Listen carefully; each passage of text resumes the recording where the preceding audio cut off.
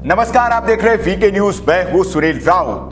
मध्य प्रदेश के बाद राजस्थान, सचिन पायलट ने जिस तरह की कांग्रेस के खिलाफ एक बगावत की है और उस बगावत के बाद जिस तरह का सचिन पायलट के साथ कांग्रेस ने बर्ताव किया है, उसके बाद आने वाले दिनों में कांग्रेस में बहुत बड़ा विभाजन अगर आपको देखने को मिले और कांग्रेस पूरी तरह से जो है एक टूट फूट वाली स्थिति में आए, तो आपको चौंकना नहीं चाहिए, क्योंकि यह इशारा है सबसे पहले ज्योतिरादित्य सिंधिया जैसा एक युवा चेहरा, एक जनाधार वाला नेता कांग्रेस से कटकर बीजेपी में चला जाता है और उसके चंद दिनों के बाद सचिन पायलट जैसा एक नेता जिसकी राजस्थान में सरकार बनाने में बड़ी भूमिका थी, वो कांग्रेस से छिटक कर अलग चला जाता है। हालांकि उन्होंने भारतीय जनता पार्टी अभी तक ज्वाइन नहीं की है, लेकिन कांग्रेस से जिस तरह से उनकी नाराजगी है और आज जिस तरह से कांग्रेस ने उनके ऊपर एक्शन लिया है, उसके बाद कांग्रेस में उनकी वापसी के दरवाजे तो सारे लगभग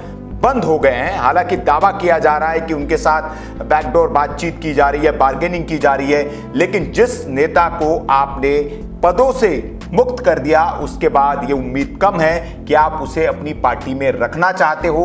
ये एक तरह से साफ साफ पता चलता है कि दिखावे के लिए इस तरह की बयानबाजी की जा रही है कि बैकडोर से उस नेता के साथ बातचीत की जा रही है, क्योंकि आप देखिए शुरू से जिस तरह से उस नेता को एक समन भेजा जाता है, देशद्रोह के केस में उस पर मामला दर्ज होता है और फिर उसके पोस्टर्स कार्यालय से हटा दिए जाते हैं और उसके बाद अगली सुबह ही यह खबर आती है कि उसको उप मुख्यमंत्री पद और पार्टी के अध्यक्ष पद दोनों से ही मुक्त कर दिया गया। क्या इसके बाद भी उम्मीद लगती है कि सचिन पायलट को कांग्रेस अपने दल में शामिल करना चाहती है?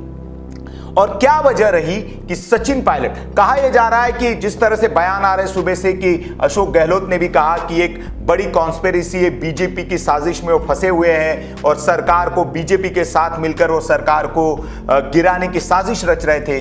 लेकिन मैं थोड़ा सा आपको सचिन पायलट के ट्विटर हैंडल पर नजर डालनी चाहिए। 8 जुलाई को उन्होंने एक ट्वीट किया था। उस ट्वीट में उन्होंने लिखा था कि केंद्र सरकार बदले और दमन की राजनीति कर रही है, क्योंकि एक सच्चा विपक्ष जनता की आवाज होता है। जांच के नाम पर ज्वलंत मुद्दों से ध्यान भटकाने का काम किया जा रहा है, इससे कांग्रेस डरने वाली नहीं है। यह 8 जुलाई का सचिन पायलट का ट्वीट था।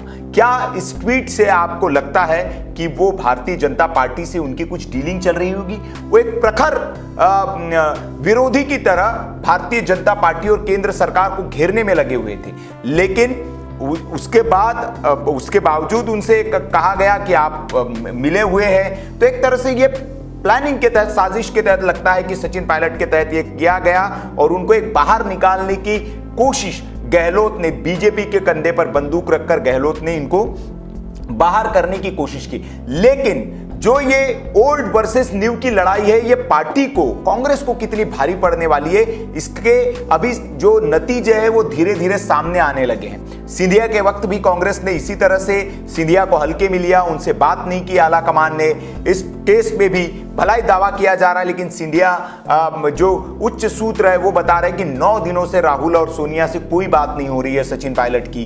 तो ये बताता है कि किस तरह से आप खुद ही इन नेताओं को दरकिनार कर रहे हैं। इसके बाद, लेकिन अभी सिर्फ आपको ये एक शुरुआत है। सबसे पहले जब सचिन पायलट, ज्योतिरादित्य सिंधिया गए थे, तब भी वीके न्यूज ने कहा था कि अगला नंबर सचिन पायलट का है। उसके बाद मिलिंद देवड़ा, और हमने एक लंबी फहरिस्त आपको गिनाई थी जो कांग्रेस के युवा नेता है जिनकी वहां सुनवाई नहीं हो रही है। उन नेताओं की एक लंबी फहरिस्त है जो कांग्रेस से आने वाले दिनों में छोड़कर जा सकते हैं। कल भी एक वीडियो में हमने आपको बताया था कि 2 सालों के भीतर कितने नेता कांग्रेस को छोड़ चुके हैं, जिसमें बिहार कांग्रेस के अध्यक्ष से लेकर, झारखंड कांग्रेस के अध्यक्ष से लेकर, त्रिपुरा हो या फिर असम के बड़े नेता हो या हरियाणा कांग्रेस के अध्यक्ष हो, तो जो भी राहुल ने जिनको अध्यक्ष बनाया था अपने अध्यक्ष रहते हुए, वो सारे लोग लगभग अभी कांग्रेस छोड़कर जा चुके हैं। और आने वाले दिनों में ये फहरिस्त काफी लंबी होने वाली है।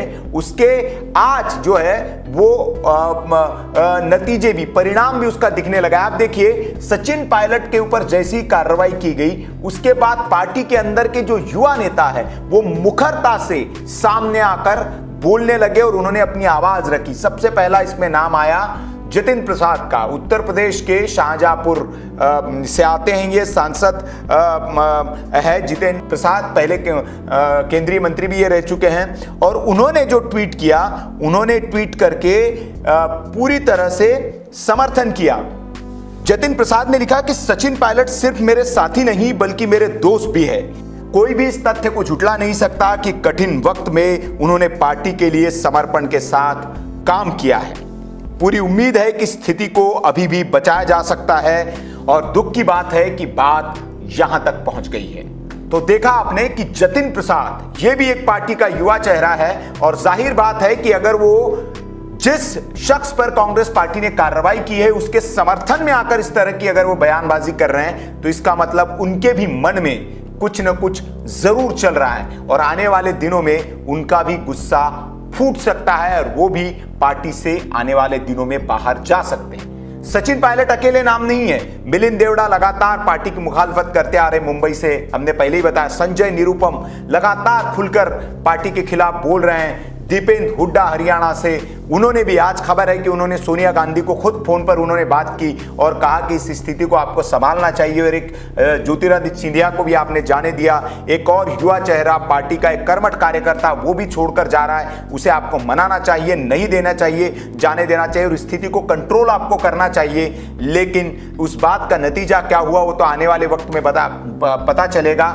लेकिन जिस तरह के अभी हालात दिख रहे हैं तो लग नहीं रहा है कि आला कमान जो चाहता है कि जो सचिन पायलट है वो कांग्रेस में बने रहे, क्योंकि जिस तरह से कार्रवाई की जा रही है और प्रवक्ता टीवी डिबेट में जिस तरह से अब खुलकर सचिन पायलट के खिलाफ बोलने लगे हैं या फिर अशोक गहलोत जिस तरह के बयान जारी कर रहे हैं, तो उससे साफ तौर पर पता चलता है कि आला कमान से साफ इशारा है कि अब सचिन पायलट के साथ कोई बात नहीं की जानी है। इसके अलावा प्रिया दत्त, एक युवा चेहरा पार्टी का, उन्होंने भी खुलकर सचिन पायलट के समर्थन में एक बयान दिया। प्रिया दत्त ने क्या कहा, ट्वीट में लिखा, प्रिया दत्त ने ट्वीट में लिखा है कि एक और मेरे मित्र ने पार्टी छोड़ दी। सचिन और ज्योतिरादित्य दोनों ही मेरे साथी थे और अच्छे दोस्त भी, लेकिन दुर्भाग्य से हमारी पार्टी ने 2 दिग्गज युवा नेताओं को बड़ी क्षमता के साथ खो दिया है। मैं नहीं मानती कि महत्वाकांक्षी होना गलत है।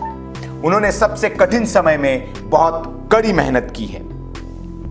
तो प्रिया दत्त भी खुलकर सचिन पायलट के समर्थन में उतर आई है। आप समझ सकते हैं कि पार्टी के युवा नेता है, वो समझ रहे हैं कि उनको एक तरह से दरकिनार किया जा रहा है और पार्टी में राहुल गुट और सोनिया गुट के बीच जो खींचतान चल रही है कई दिनों से, अब वो खुलकर सामने आ चुकी है और इसका नतीजा ये होगा कि आने वाले दिनों में आप देख सकते हैं कि कांग्रेस पार्टी में एक बड़ी फूट होगी, बड़ा विभाजन होगा और कांग्रेस आपको 2 धड़ों में बटी हुई मिलेगी। कई युवा नेता पार्टी से मोहभंग हो चुका होगा और वो पार्टी छोड़कर, हालांकि अभी इस तरह की परिस्थितियां बन रही मध्य प्रदेश में, जिस तरह से रोज कोई ना कोई पार्टी छोड़कर बीजेपी में शामिल हो रहा है, चाहे बाकी राज्यों की हम बात करें, तो कांग्रेस का ये जो कलह है, कांग्रेस के अंदर की कलह, लगता है कि कांग्रेस पार्टी को खत्म करके ही खत्म होगी। क्योंकि अब अगर कांग्रेस पार्टी को बचाना है या कांग्रेस पार्टी को रिवाइव करना है तो सबसे बड़ी जरूरत इस वक्त यह है कि इस पार्टी को, गांधी परिवार का जो एक कब्जा है इस पार्टी पर, उसको इससे बाहर निकाला जाए और कुछ युवा नेता इसे अपने हाथ में लेकर इस पार्टी को रिवाइव करे, तब कांग्रेस कहीं बच सकती है। और कांग्रेस में जो एक बात तो की जाती है कि यहाँ लोकतंत्र है, लेकिन कितना लोकतंत्र है वो इन हाल फिलहाल की घटनाओं के बाद आप समझ सकते हैं। क्योंकि सचिन पायलट ने एक आवाज बुलंद की, एक बात उन्होंने अपनी रखी और उसको गांधी परिवार के खिलाफत बगावत मान ली गई। और जो गांधी परिवार के करीबी है अशोक गहलोत, उनकी इस पूरे जो एपिसोड होता है उसमें जीत होती है और सचिन पायलट जैसे नेता की कोई सुनवाई नहीं होती है, तो इससे पता चलता है। लेकिन अब ये बड़ी बात है कि आने वाले वक्त में कांग्रेस में बहुत बड़ी फूट होने वाली है और बहुत से लोग अब खुलकर सामने आएंगे, बोलेंगे वो, और उसका नतीजा होगा कि अब पार्टी के लिए बड़ी मुश्किल बात होने वाली है। आने वाले वक्त में कई राज्यों में चुनाव होने हैं, उत्तर प्रदेश में भी चुनाव होने। उत्तर प्रदेश में पार्टी प्रियंका गांधी को एक चेहरे के तौर पर, एक फेस के तौर पर वहां लॉन्च करने वाली है। लॉन्च क्या करने वाली, मतलब प्रोजेक्ट करने वाली है एक तरह से, और इसका इशारा भी अजय कुमार लल्लू ने दे दिया है। लेकिन चुनाव के दौर में, जब सामने आपके चुनाव हो कई राज्यों में, उस दौर में पार्टी की अगर ये हालत हो रही हो, बड़े बड़े आपके साथी छोड़कर जा रहे हो, तो जमीन पर इसका असर पड़ता है। और जो कार्यकर्ता है आपका, जो जमीनी स्तर पर काम करने वाला कार्यकर्ता है, उसके जहन पर भी इस बात की जो नकारात्मक असर पड़ता है, और चुनाव पर इसका असर तो जरूर पड़ेगा। और आने वाले दिनों में देखिएगा कि फेहरिस्त आपको लंबी होती दिखेगी। तो इस वक्त क्या किया जाना चाहिए कांग्रेस पार्टी के नेताओं को? अगर आपको कुछ सलाह देनी हो तो आप कमेंट बॉक्स में उन्हें दे सकते हैं। वीडियो अच्छा लगा तो लाइक करें, शेयर करें, और ऐसी खबरों के लिए आप हमारे चैनल को सब्सक्राइब कर लीजिए। देखते रहिए वीके न्यूज। नमस्कार।